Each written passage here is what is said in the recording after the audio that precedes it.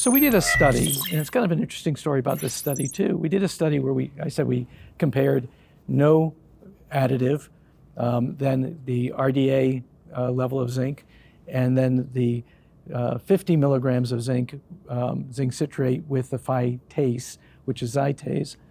And we found that 92% of the people that were in this study, when they took the combination, the Zytaze combination, they had a 30% increase in the duration of their botulinum effect.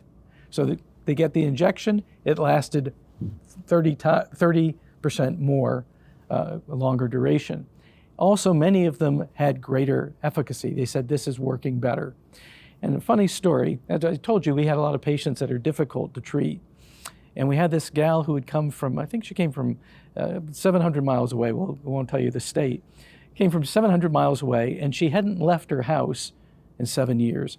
She had trouble getting around her house, and many people had tried to inject her and not very successfully, and she came to us, and we were able to tweak things enough so that she could keep her eyes open enough to get around the house, but nothing else. She came and she got part of the study, and it was blinded. I didn't know what she was getting.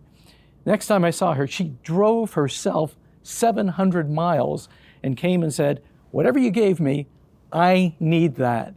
This is the first time I've been able to function in 7 years.